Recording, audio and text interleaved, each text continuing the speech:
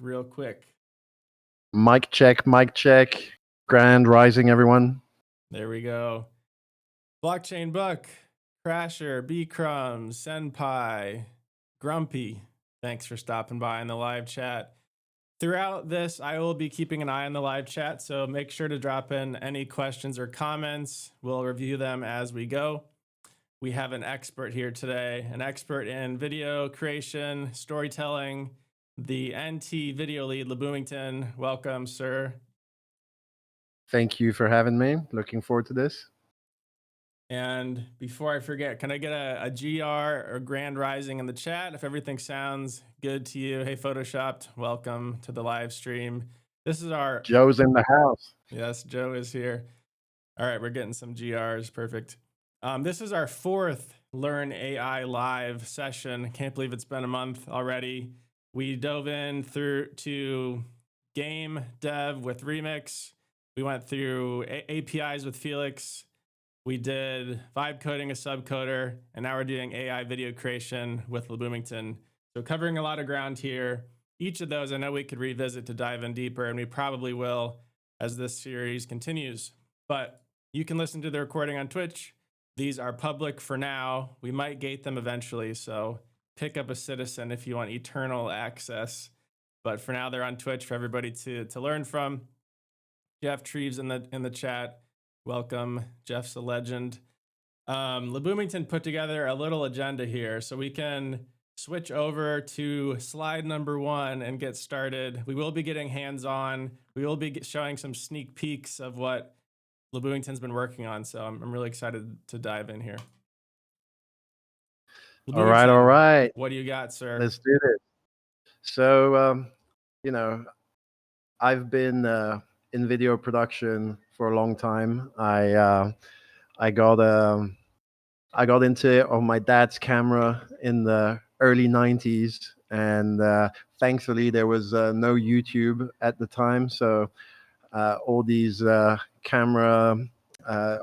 tapes thankfully been lost since, but my passion for it has been around since as far as I can remember. One of the things I really dreamt of while learning about this was the ability to do more on my own. And so before AI, that means being a jack of all trades, which means a specialist in nothing. But in the age of AI, a jack of all trades, if he becomes a specialist in AI, can really become a one-man studio. And that for me is very important, because we live in a world where there's a lot of stagnation in Hollywood. They're remaking the same films over and over again, and the costs are insane. Hundreds of millions for the big ones. And if we talk about things like anime is very expensive. It ranges to a few million for a season to more for the crazy stuff. So AI is truly an amazing way to empower creators to bring their ideas to life. So what I mean by AI as your crew, I mean you are the director, the writer, you're whatever you want to be in the process, and everyone else is an AI. Now, obviously, I say everyone else, but for this particular project, C's helped me with the script. Arsenal, who's a citizen, is doing the intro sequence, and the rest pitched in on the original meeting to kind of help and shape the vision. And humans are very useful, and I would never say replace everyone by AI, but if you can take on more of the work yourself, then that's cost cutting and more creative control, which I think is definitely something that can be very interesting for solo creators. And I am working on the anime, and I like big projects, but everything I'm going to talk about today can apply to shorts content and feature content. It's universal techniques that can be applied wherever you want.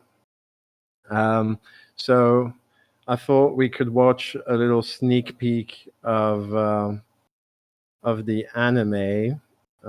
Let's see. Let's go with sneak peek one. I thought we were gonna save this for the end. Let's save the second one for No, the no. end to Yeah, retain the audience's excitement. the second one is better because it's a fight scene, and it will be the last thing you see. So you might want to stick around. Did you hear the sound on the video just there? Play it again. Ready, cycle. Yes. Yep. Perfect. All right, so I'm not going to give any context. I'm not going to tell you where this is in the script, in the timeline, in the video. You just get to see it, and then as we go through the presentation, I'll bring up some bits a little bit later that are relevant to what we've just seen. All right, so here we go. Ready, cycle. We're through. You take half the troops and head to the mainframe, and you come with me. We're going to end all transmissions. No one else gets inside. It stops here. Clock's running. We secure the district before the locals organize. Any resistance we neutralize fast. Clear? Crystal Commander, Squad 1 is pushing the perimeter now. No mistakes. Neo Tokyo falls tonight.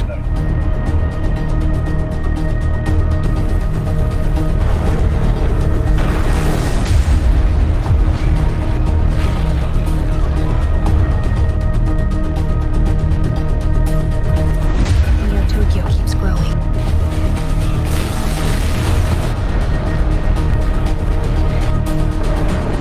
The city never sleeps, but it breathes.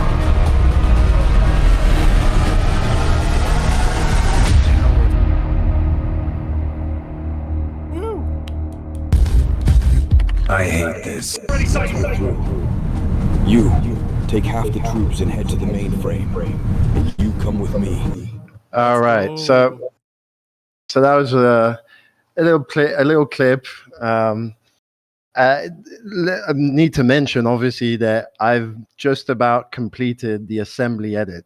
So as we are going to see as we go through this presentation, assembly edit means sound design, editing. It's all over the place. There's still a lot of work to do for this to be what it needs to be. So now we're going to go through the workflow. This is going to be a speed run. Obviously, I'm not here teaching a master's in video production, but let's crack on. So the end-to-end AI workflow is very similar to the normal workflow. You want to start with a script.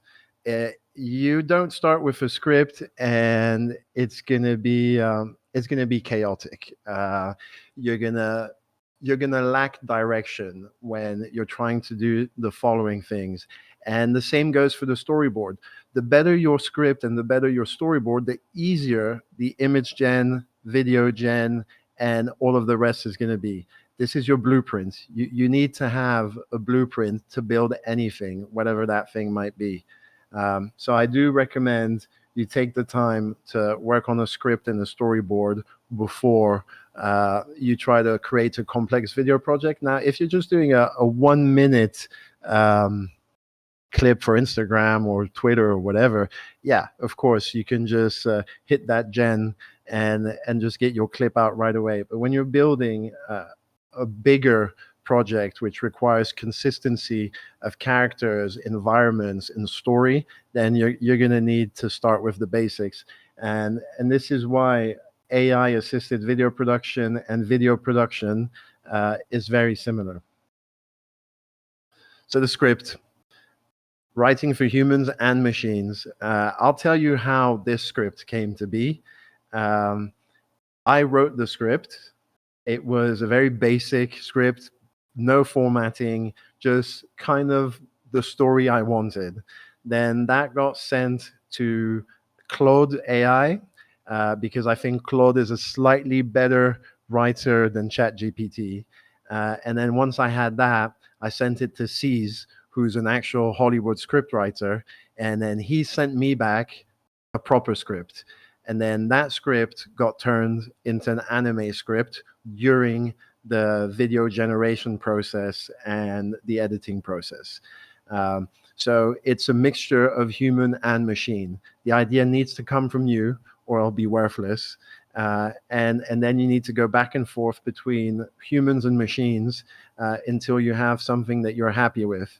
And a good script is going to make your prompting and your image and video generation so much easier.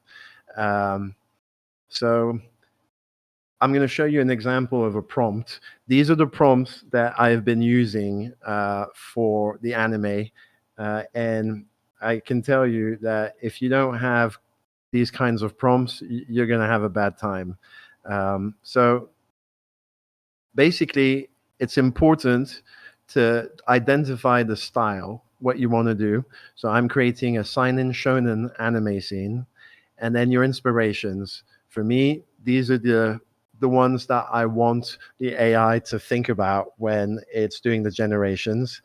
It needs to be clear that what are you doing? It's a big budget anime. I want clean lines, none of this Morphe bullshit or hand drawn stuff.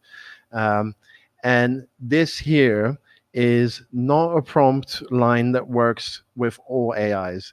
This works with Zora, the new model. And I don't know if it works with others yet, because to be fair, I'm getting what I need from Zora at the moment. But I do believe there's a new AI that just started using this ability as well, which is basically multi-shot scenes from one prompt. This makes life so much easier, and it makes consistency so much more achievable than it was just 2 months ago before Zora came out. I mean, this anime was very hard to make in the first few months, and it got a lot easier in October thanks to the improvements in anime and in AI. So sometimes I'll add this because the AI is doing its best, but you don't want it to use the reference image over and over again if it's not really what you want. And what I mean by that, and I can show you actually, is sometimes I will put all the elements that I want in the image, but the image itself doesn't make sense. This is an example here. I needed it to have the studio, Firestorm, and the three main characters in this multi-shot sequence. But if I put them in, let's say we put Joe at his console here, Boom here, and C's here, then when the AI tries to generate them, the helmet will be off, the clothes will be off, something will be off. When you do it like this, it knows clearly what your characters look like.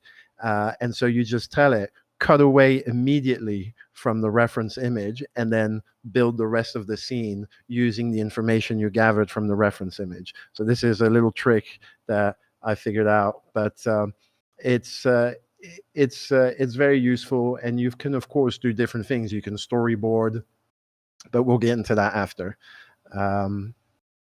So defining your characters, who they are, what they look like, and their names is very important in case they do different things or there's dialogue describing the environment.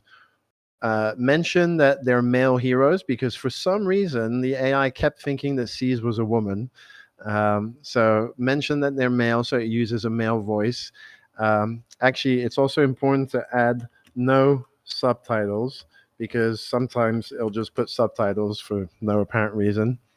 And then you describe what happens with conversations and so on.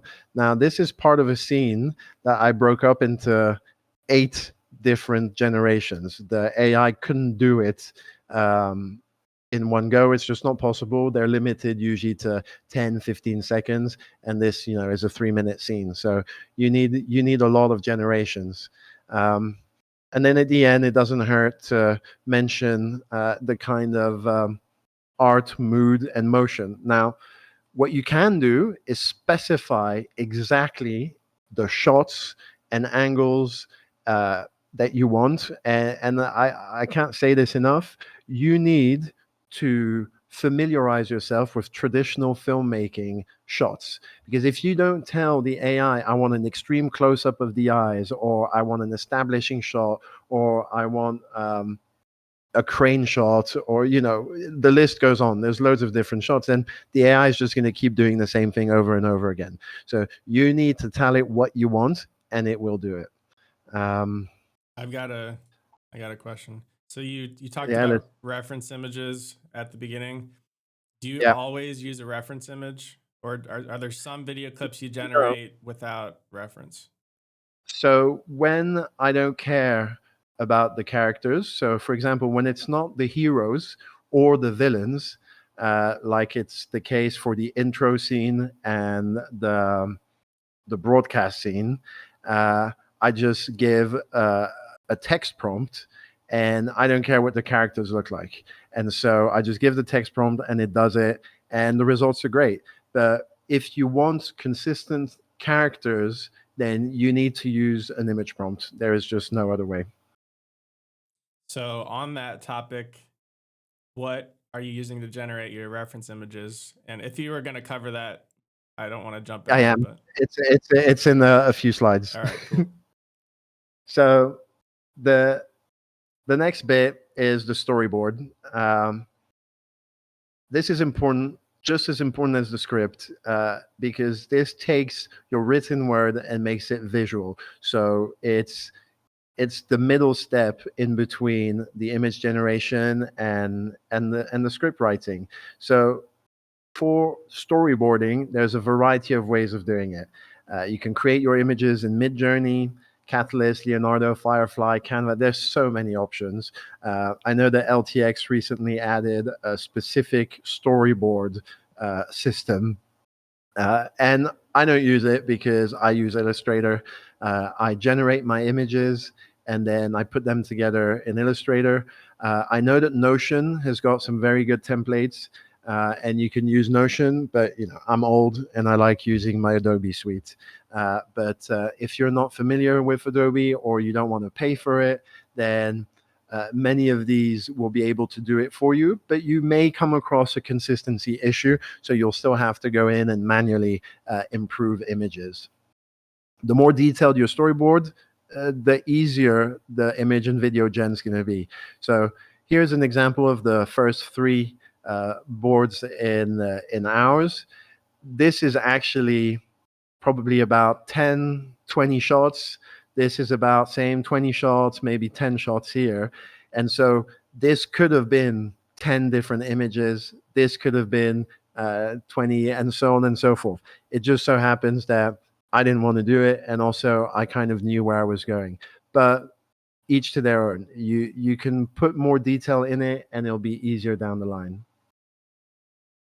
So image generation and character world design. This is very important, especially if you're working in a team, but you're going to want character sheets. You want your characters in all kinds of positions, all kinds of level of, damage, injury, angles, and so on, so that you can then pluck them for your image editing after your image generation so that you can get the results you want. So for image generation, I mostly use Zora, Nano Banana, and Seed Dream. I used to use Midjourney a lot, but to be perfectly fair, it feels a little bit retarded now. It doesn't understand the prompts as well as Zora does. I think Zora understands prompts very well, as does Seed Dream.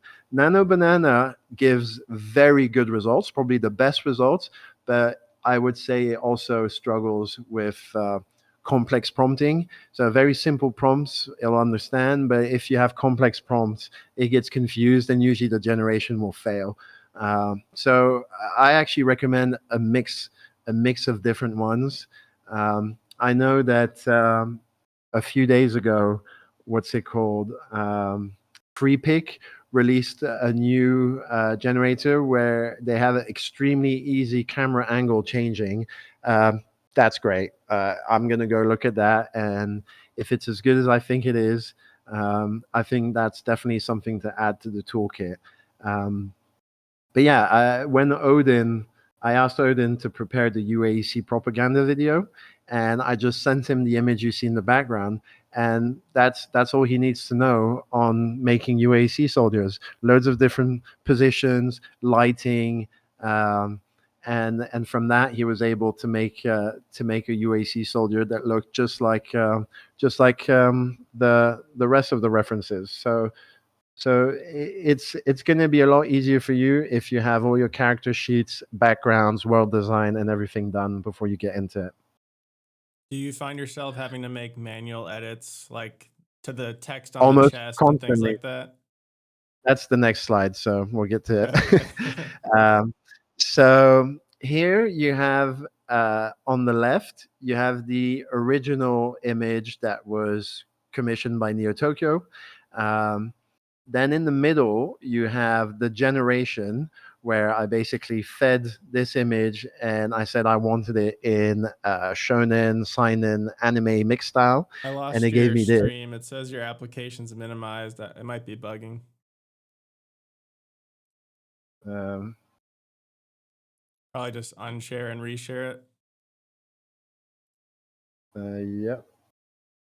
Let's see. Your stream is paused. Shout out to Plaguescape and Relax in the chat. All right, I can see your camera again. Your screen share is still blank for me. It's loading. There we go. All right. So the middle image is basically the left image, but I've asked it to be remade in anime style. But none of these people are recognizable citizens. So I then went into Photoshop and I changed the heads on them. Now, each head had to be changed from the art style of the NFT collection, which is what's it called? Damn it, I'm losing my words. Pixel art. Yes, that's it, pixel art. Damn. So I changed them from pixel art to anime art, and then I went ahead and placed them. You have to do this kind of stuff manually. You could try to get the AI to do it and spend hundreds of dollars and hundreds of hours trying to get the result, or you just do it yourself and it takes 5 minutes. So even though AI is great, some things need to be done by hand if you can. If you can't do it, then you need to find someone to do it for you, because otherwise it's going to be a pain. And then for other kinds of editing, apart from Photoshop, you have Runway, Flux, and then a few different ones in Higgsfield. And these are specialized image editors, and these can change backgrounds, haircuts, faces, you name it. Almost anything can be done. But more complex shots, which have many characters in it, usually you're going to have to go in manually. Is that Giga Chat at the bar there? It's Giga Chad Fov. Just because I think it's just such a funny face. It had to be in there. Right. Bringing the images to life. So if you have a script and a storyboard, your prompting is going to be so much easier if you're trying to make a complex video. If you're making a simple 1 minute clip, then it's a lot easier. You just prompt, and if you're happy with your result, boom, you can go. It's a much faster process when you're just doing whatever. But if it's a story with consistent characters and so on, then you're going to need some more complex prompts like the one I showed you earlier. So here, the tools for video generation, Zora. So I should have put Higgsfield first, because Higgsfield has a lot of them available. Halo, I find, is very good as well. But at this moment, Zora is Zora. Zora 2, I think, is the one I like best for anime. Obviously, you need to run tests. I know that Veed, an AI provider, recently launched a system where if you do one prompt, it then gives you the results with several different AIs and you can compare. This is very useful because I found that different AIs specialize in different things. And so yeah, video gens are only as good as your prompts. Now I will show you guys this. Um, so this is Higgs field currently on the image, but we'll go on video. And so you can see you've got the Higgs field model, the Halo model, the Zora model, Google VO model, WAN, Kling, and Seed Dance. These are the leading models, and they're all available in one place. So if you are only going to get one subscription, I recommend Higgsfield.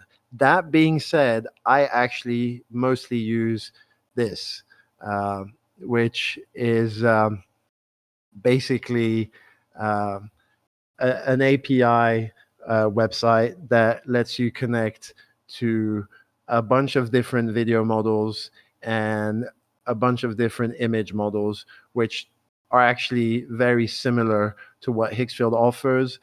There is no subscription. It's what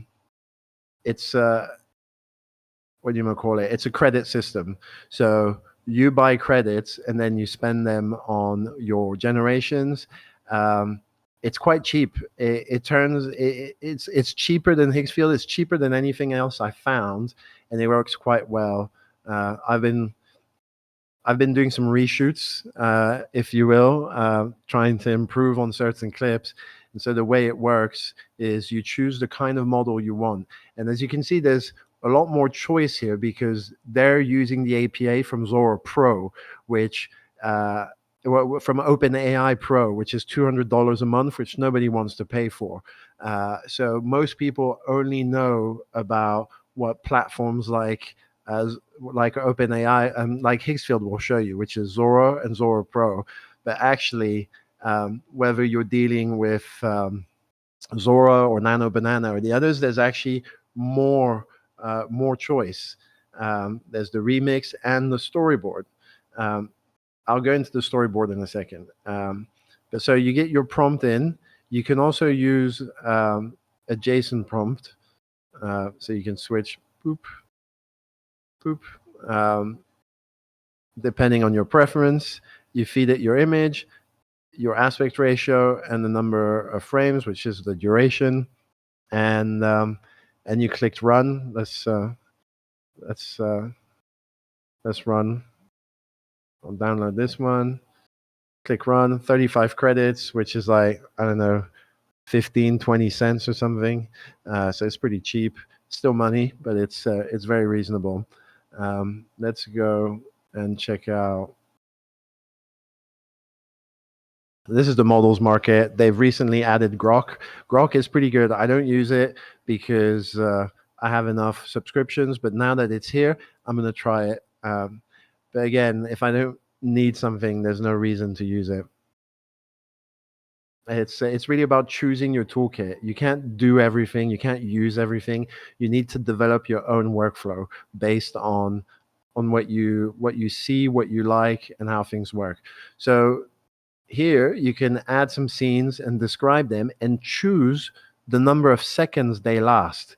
This is great. The only problem, and the reason I've not used it, is that it's only one image file. So that means that effectively it's a more detailed version of of um, of just your normal prompting, which is okay. But if you look here, if you just put the scene has dynamic cinematography with multi-shot scene, you're basically asking it to do what you can manually do in the scene selections here. So again, it's a whole preference thing. If you don't need consistent characters, then feel free to just put your description in there, and then you'll get exactly what you want in a video. But when I don't care about the consistency of characters, I also like the power of random. This is something my teacher always used to tell me when I was studying film studies, is sometimes random and chaos makes amazing ideas come to life. And so by trying to control everything, you're robbing yourself of discovery. So it's quite important, I think, to let chaos play a bit of a role as well in AI generation, because you might discover a new way of doing things, a new type of angle, a new type of camera movement, and so on. So, you know, each to their own. It's worth exploring and trying to see what works best for you and for each project. I saw a Sora watermark remover. Have you used that tool Yeah. before? So I don't use this one in particular. I use Magic Erasure, which is right here. So as you can see, this is a scene, and I removed the Zora watermark. I'm not going to play it because that would be a leak, and I'm not leaking this particular scene because it's way too cool. The Magic Eraser, you don't need an account. You get a few free ones a day. I recommend Magic Eraser. It's magiceraser.org.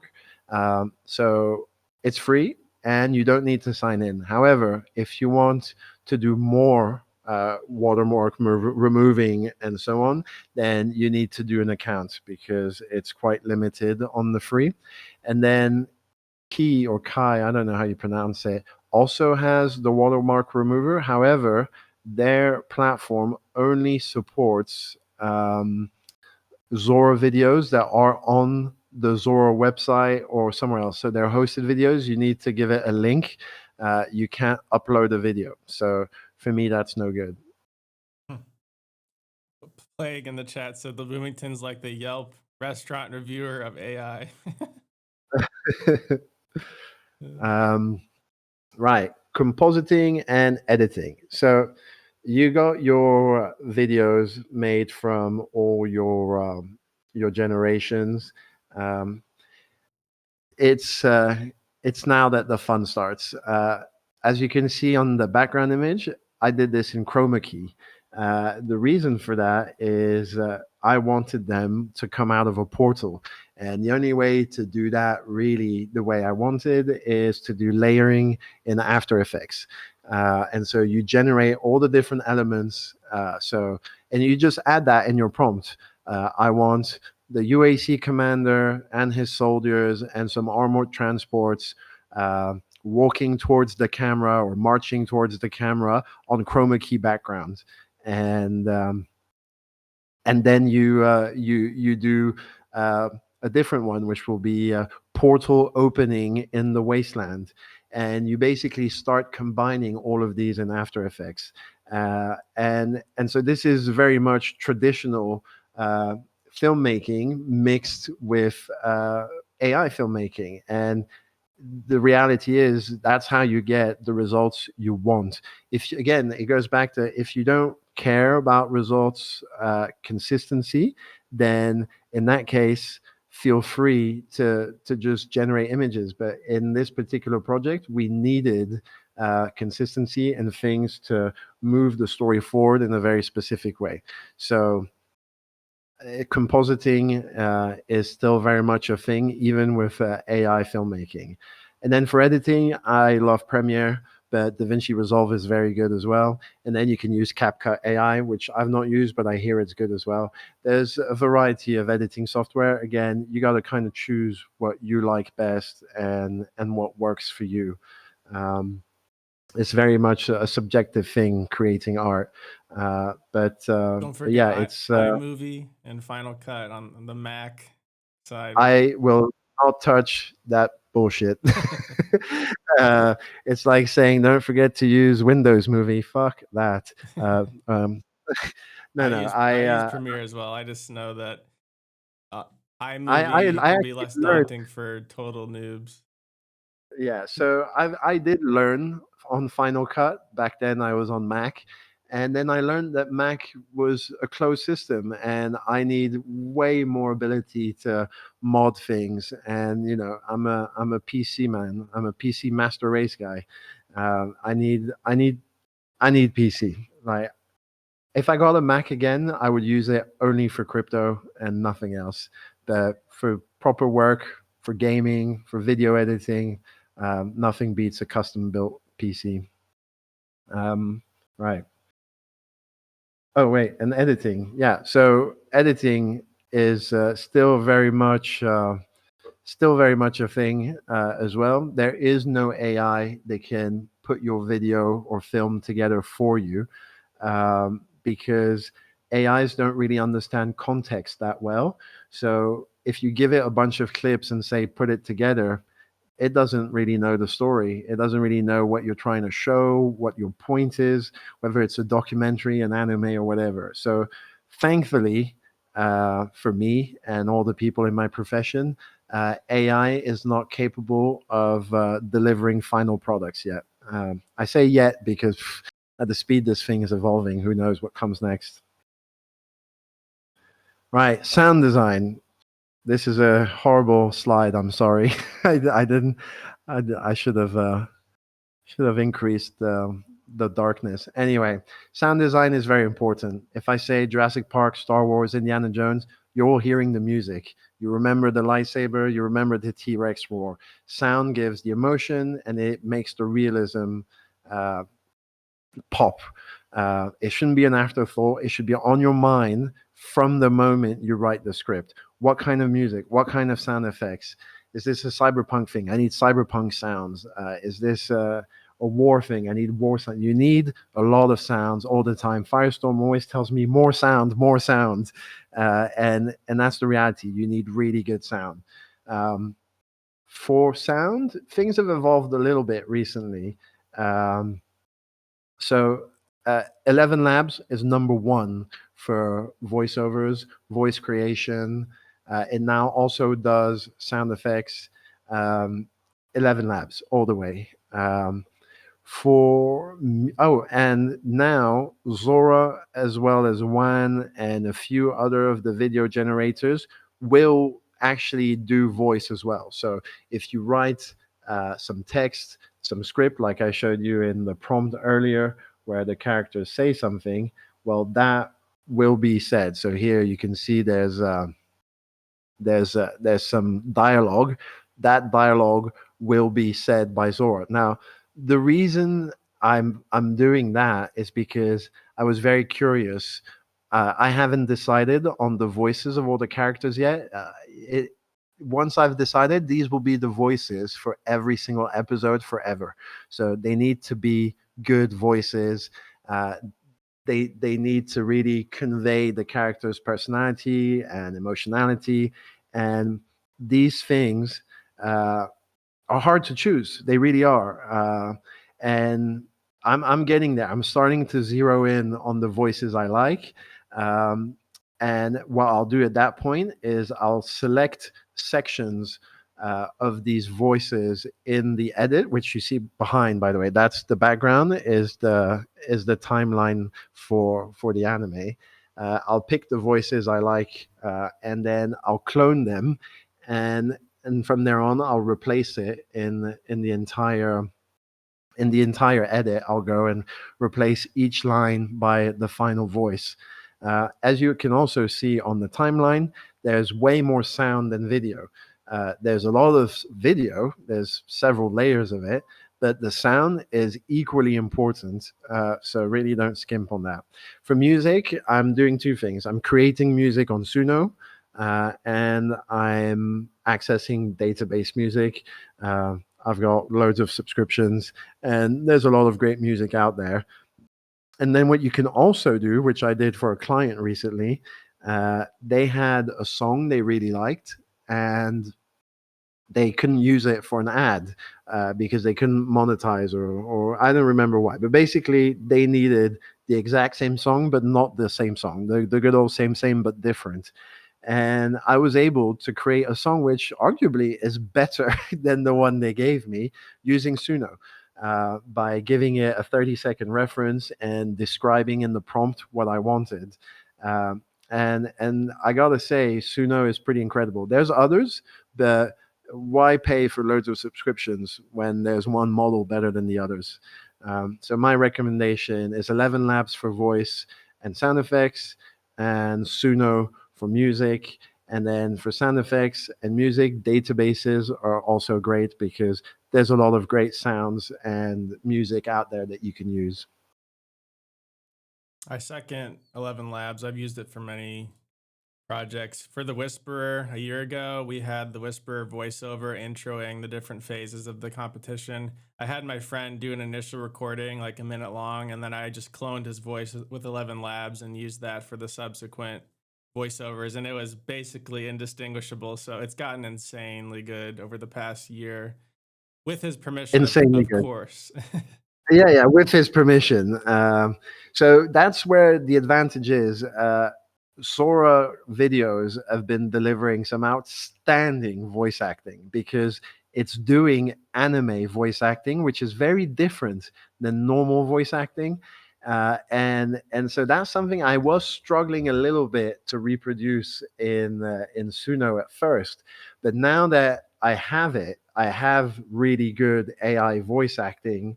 I'll pick the best for each character and clone that, and I should be able to get the results that I really want, which again was not possible not that long ago.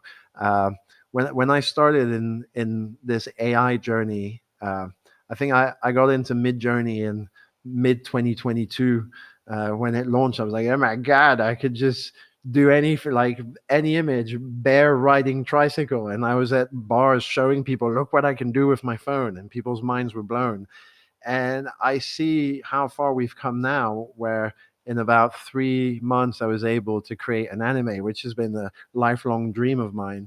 I gotta say, I'm absolutely blown away by the speed of improvement. And if I remember correctly, when Zora came out, it moved the bar up. And then all these other AIs stepped up their game, and it just the space just got incredible for everyone. And then by the summer 2025, Zora was literally the worst model out there, and everything else was better. Well, now Zora has put the bar higher, and it's for me one of the best models available right now. And so that means that the other 10 or so competitors are working on some mind boggling stuff, and it's coming soon. And I can't wait. Like, it's truly an exciting time to be um, a solo entrepreneur, video maker, creative content creator. You've got some pretty incredible tools available to just do whatever you want, really. The final one is refining and polishing. That's the difference between amateur and pro, is how much time you put into the polish. And with AI video, there's an additional layer, which is consistency. So you might get an amazing shot early on, like, oh my god, perfect camera work, like this is the shot I want, but they got something else wrong. uh, if you spend too long trying to get that shot right at the beginning, it's going to drive you insane. So the way to do it is you get it done. You get your video done, whatever that video is, with all the best shots. And then when you come to refining and polishing, you go back and you redo them, which is what I'm doing right now. Um, this is one of the great shots that I really love, where the Boom character arrives in the fight and starts causing mayhem, and the original shot is almost perfect, but his face is wrong. There's like a slight mistake in the mask, and that annoys me. And if it annoys me, it'll probably annoy other people, and it'll be in the comments, and that'll make me sad. So you got to deal with it. So what you want to do is, when you get to the end, you pick out your shots that have consistency problems, whether it's a different uniform patch, whatever it is. That's the time to fix it, in the refining and polishing phase. And that obviously includes all the classic stuff like color grading and obviously upscaling. um, Upscaling used to be an absolute ball ache. Now it's super easy. You can do it in a lot of places. I've put Adobe Suite for the color grading and that kind of stuff. But you've got DaVinci Resolve as well, and then Topaz Flow Frames and Higgsfield. And Higgsfield, I've used it a few times and it was pretty good.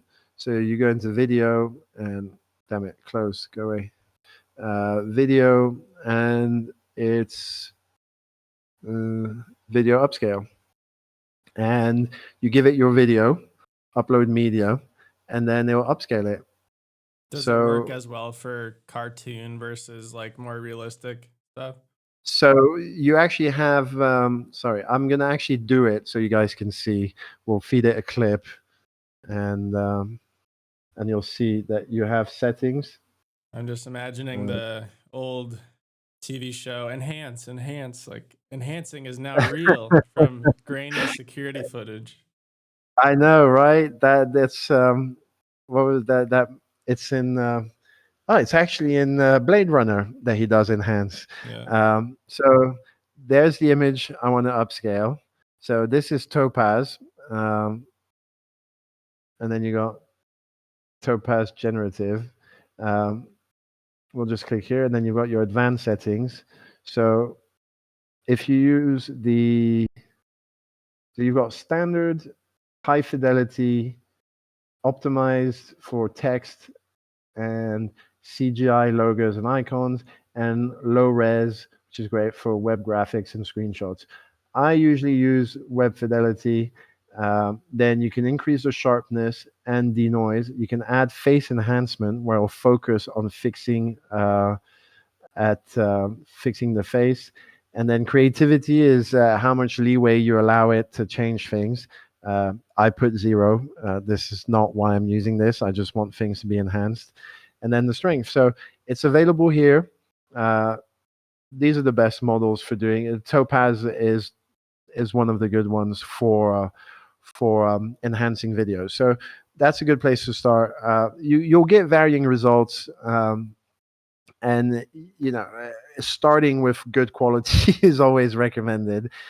This was recently added to Magic Eraser. I know it goes to an external site called Image Upscaler and Video Enhancer, and so here you can add a video and it will enhance it. I have not used it yet because I'm not done editing, but I will definitely use it, and I'll try to upscale to 4K as much as possible to have the highest possible quality.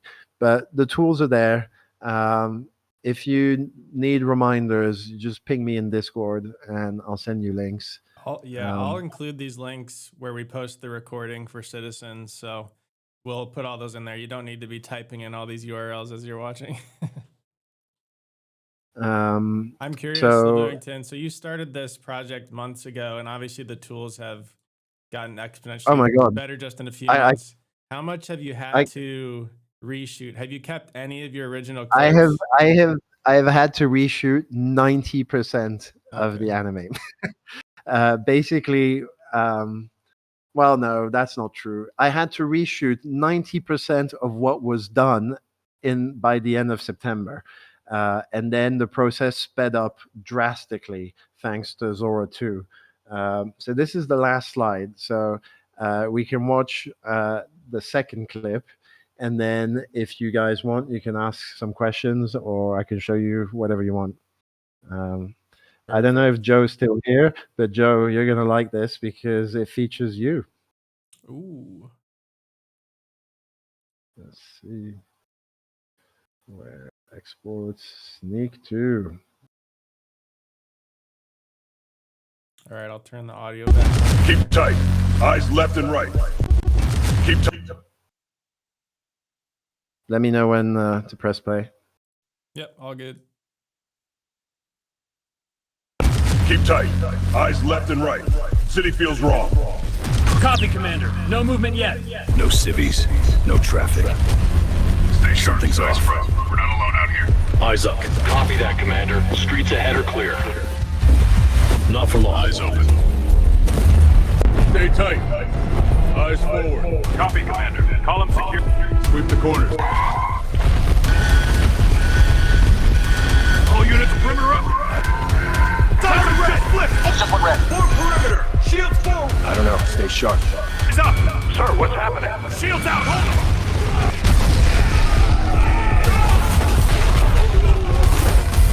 Check in. Incoming. up and push out in every direction! Find them and destroy them! Truck's gone. We've got casualties. Keep back in formation. Check your sectors. We don't know what...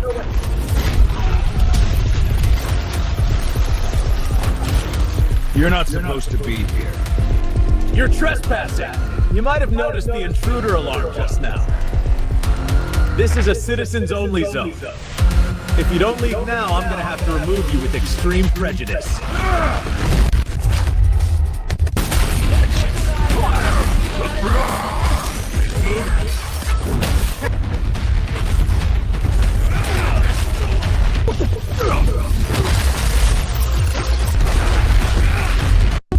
Keep tight.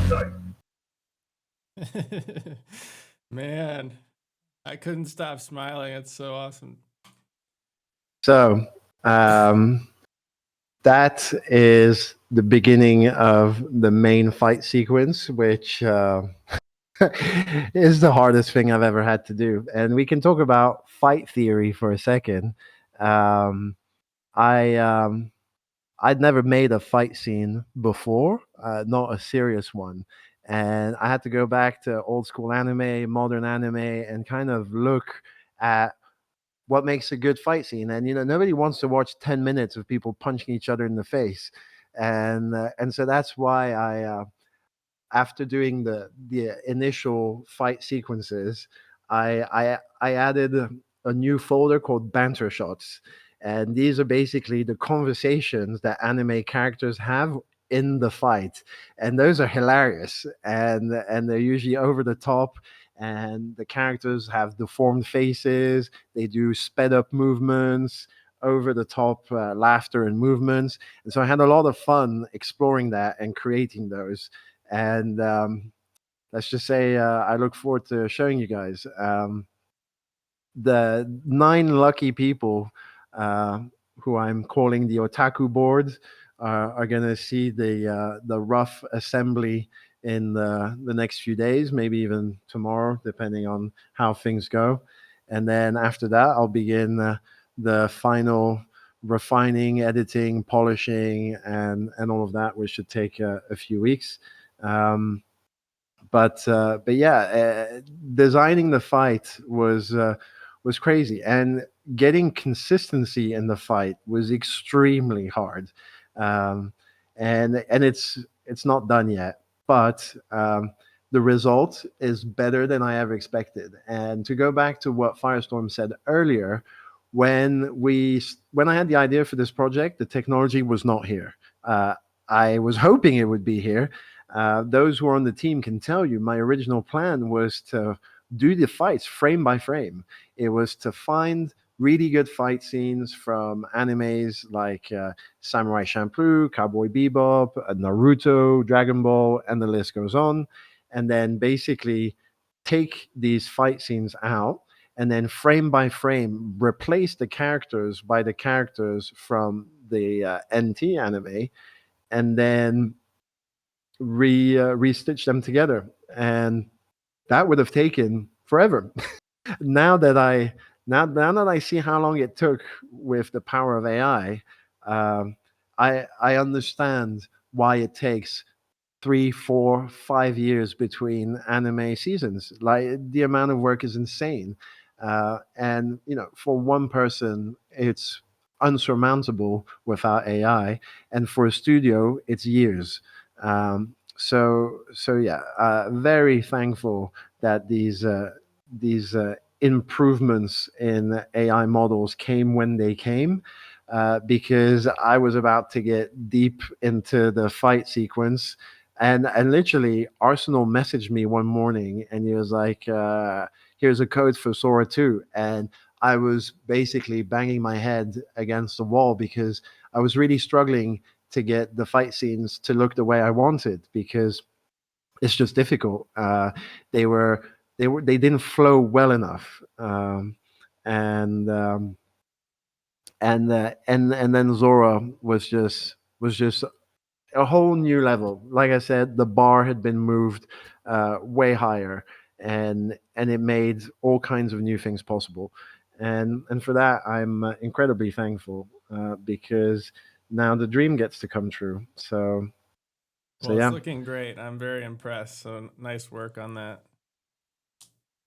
Is there any questions that people have in the last couple of minutes?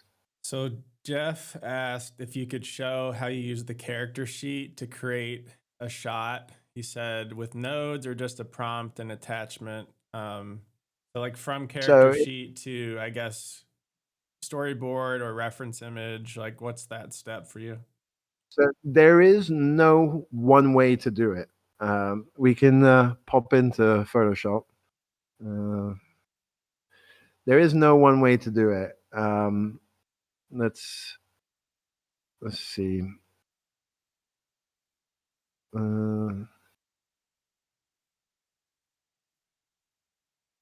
don't want to leak things. Right. So this particular scene, um, you know, I only generated the studio, and until I had the studio, I wanted a studio that had clear, separate workstations and Neo Tokyo in the background. Um, and then these images were all generated separately. This is taken from the Joe character sheet. This is taken from the C's character sheet. However, C's, for some reason, they could never get both the body and the head right. So the head and the body were actually generated separately, and then they were put together. Bloomington, for some reason, it always nails it. It knows not to annoy me. Um, and so yeah, this is how it has to be done. Things need to be done separately, and as you can see, I also ask for chroma key on all the screens, because all these screens are going to be composited, where the green screen will be removed and replaced by edited footage of the broadcast of the finale. So that's one example. So Let's see. from this character model is just copied and pasted. Then what's the next step to get them inserted more organically? What tool are you using for that? Oh, so here now it becomes a prompting game. So now you need to explain to the AI. You give it this image and you tell it from left to right who the characters are. Sees the cyber ninja for blue sword or blue katana. Boom, the lunatic with an Oni mask. Firestorm, their boss with his flaming hair. And Joe, the biker brawler. And you describe them, you describe what they look like, and you make it, you make this basically frame one, but also the reference frame. And then you tell it to cut away from it immediately. And it actually helps to give it a timestamp, like cut away from it at 0.02 seconds. It doesn't always do it. Out of 10 generations, it'll get it right some of the time, and then one or twice it'll just do nonsense. I mean, I should have saved this, but yesterday it gave everyone ponytails for no reason whatsoever. Like, I don't know why. This is the finale scene when they're kind of like reflecting. And for some reason, it added ponytails to all of the characters. And it's hilarious, but I never asked for that. And I don't understand why it did it. So yeah, basically the way I would do it, I would drop the character sheet in here and then isolate the character I want using the Adobe AI tools, because it's got amazing AI tools. This thing you paint, and then you can remove stuff. You can generate a fill. You can harmonize things now, which is a new thing. And obviously, something I didn't mention, but you can nano banana now, generate a fill, and you go nano banana, and you tell it what you want. Make I don't know, circus tent. See what happens. I didn't know Nano was integrated there yet. Yeah, this happened a few weeks ago, which is it's really good, because I'll give you an example. For Bloomington here, this is how he was generated originally, based on the sits. There you go. I got me a circus tent. I don't want it though. It's because I'm And boss of the clown show. that's you're the cat herder. So what you can do is There we go. We'll zoom in a bit. There we go.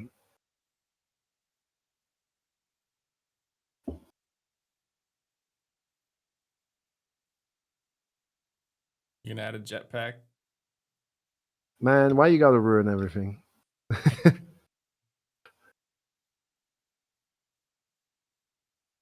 Crasher said he's still upset. He doesn't have a character. You do. If I put you in very briefly. You're riding a motorbike. Also, this is episode 1, so play your cards right, and you can make it in another episode. I like gifts. I'm gonna be explaining the system um, around launch. I'll be explaining how people can feature in the anime. So it'll be two-pronged. First, it will be there'll be 3 price points. So there you go. It's added a jetpack. I did it very quickly and poorly, but when I did it for the anime, I did it better and it's seamless. So the advantage of fire of Nano Banana in Photoshop is precision editing. Like we could do add a beard.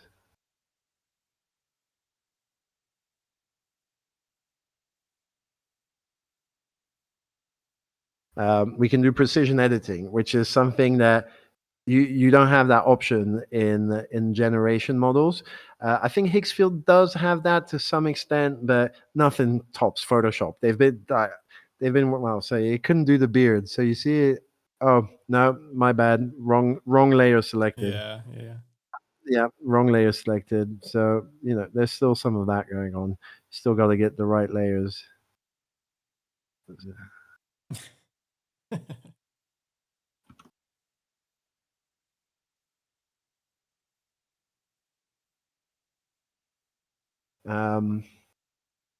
Yeah, so you can select layers and do high precision editing. We could change this here for the Neo Tokyo Tower or something. There you go. It's not exactly right, but with a little bit of finessing, we could do it. I could probably just cut that and move it to the left. So these are the powers of AI inside of Photoshop, which I gotta say is pretty incredible. And one last thing, there is AI in Premiere as well.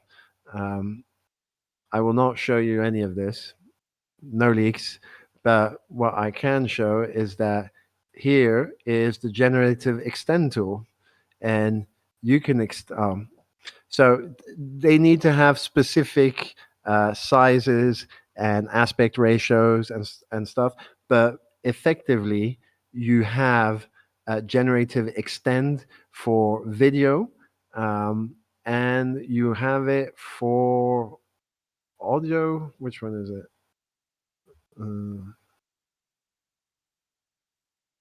Remix tool, yeah. And so this can make songs longer. So you've got this perfect bit of music, but it's a few seconds too short. You can extend it. So Adobe has started integrating AI tools which allow high precision editing rather than simply generating stuff, and that's a game changer as well. So if you're not familiar with Adobe AI tools, it's pretty useful stuff, and it can be very helpful. And Crasher will be explaining the process for being featured in the anime. There'll be 3 levels. It will be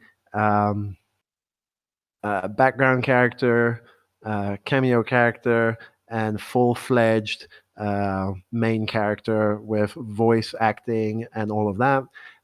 It will be payable in bytes, and it will have wildly varying costs because a background character will take me, uh, you know, 10 minutes to make.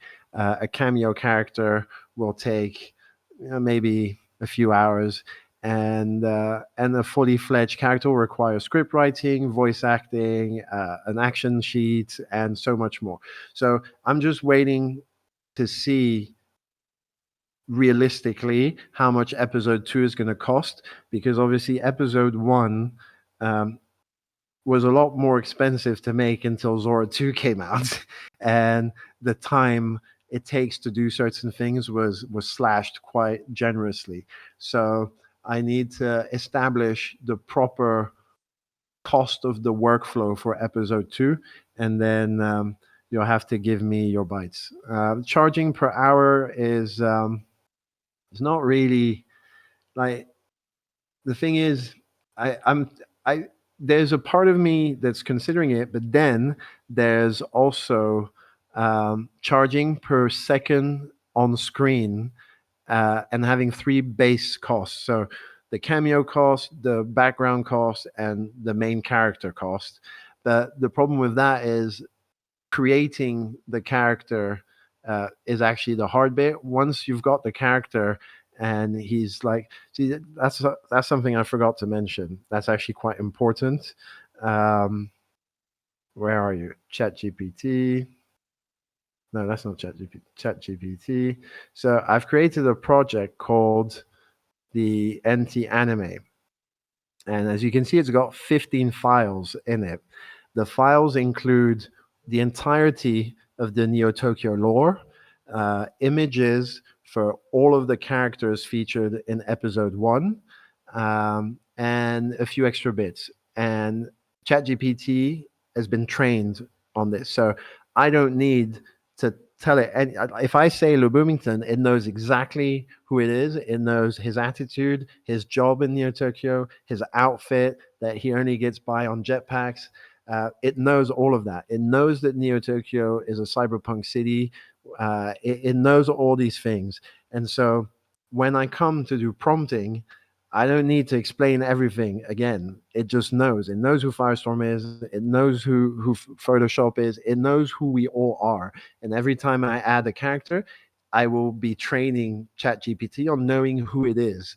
And that's actually one of the first steps in between the script and the image generation, which I should have totally added, but at least I remembered to say it. So there's that.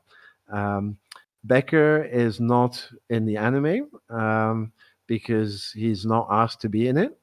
People need to ask and then pay in bytes, and they can be in it. It'll be a strict process. For episode 1, the people I picked are the ones who work for Neo Tokyo. So if nobody ever wants to pay to be in the anime, then I'll just work my way through people who have given the most to the Citadel. And then, oh, that's another thing. We will be trying to get this monetized. And when I say monetize, I even mean hassling Netflix to make it. If it's good enough, why not try every avenue? And so in that case, everyone who is on staff or cast or crew or anything, well, is technically entitled to a piece of the pie. So that's another thing. If you're in this, you're part of the team. So still trying to figure everything out because it's a complex project, and I'm effectively doing 99% of everything on my own. So it is quite a lot of work. Well, we have C's. C's knows everyone. He knows the guy who made what's it called? Love, Death, and Robots, which is a sci-fi anthology. So when the time comes, and the pilot is good enough, we can start knocking on doors and say, "Hey, you, give me a bag of money so I can make more of these episodes," or something a little bit better. How much has this cost you in subscriptions and credits? A lot. I'd say probably around $500, Okay. which is not that much, really. I It's expected cost me. more. It's cost me a lot in time. I mean, it's hard to say because my generations on Zora are effectively free because I have the Open AI account, but I only get 30 a day. Yeah. And that's not enough. I'm generating hundreds and hundreds every day. Oh yeah, that's another thing. you're gonna need really good naming convention, and you're gonna need really good organization. Because if not, you're gonna start getting real confused about all your files and images and videos, and you're gonna lose stuff. Like I've had to regenerate stuff that I lost. So yeah, this project can get pretty big, but we are looking at full time, 50 hours a week for 3 months to get uh, the assembly edit, and then add a casual month to it, and you have the full edit. Buck, you're dissing my Neo Tokyo merch. Don't you see that logo? Son. Are you on drugs, blockchain, Buck? So yeah, that's it. That's what I got for you today. Yeah, that was very useful information. Many things that I'm gonna start using as well as I dabble in this realm. Like I've used Premiere and Photoshop and didn't even know that those new AI tools existed yet. So So I will say this is Photoshop beta, which I prefer because all the new tools are added there first and yeah. they're tested out. So I do recommend beta. Once things have been properly ironed out, they're moved into Photoshop normal. So yeah, get beta.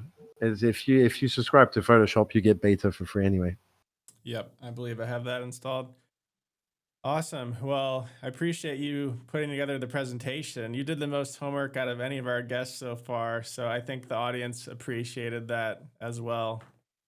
Yeah, I wrote bullet points of everything that was important, gave it to an AI, and the AI made the presentation, and then I dropped the images in. Nice. Because why not use the tools that are available to us? That's right. All right. Well, I think we'll cut it here. We'll be back next week. I haven't scheduled it yet, so I'm not exactly sure the topic, but we'll be back either Wednesday or Thursday next week for our fifth. Oh, LeBoomington left. There he is. For our fifth Learn AI Live. Like I said, we might start gating some of these. These have all been public so far, but some of them in the future will be citizens only for sure. So pick up a citizen if you want to take part at a deeper level. I know there's some non-citizens in the chat here, but shout out to Jeff Treves, Tenchi, Plague, Blockchain, Photoshopped, all those who were hanging out with us for the hour plus. Thanks, LeBoomington. You're welcome. Thanks everyone for coming. And my DMs are already lighting up with people trying to convince me to put them in the anime. Let's go. Well, the teasers worked then. They definitely teased me. Those are amazing. I'm really excited to see the full thing when it is ready. All right. Well, I'm very excited to show it and share it. And I'll speak to you later anyway. All right. See everybody. Grand Rising. Bye-bye.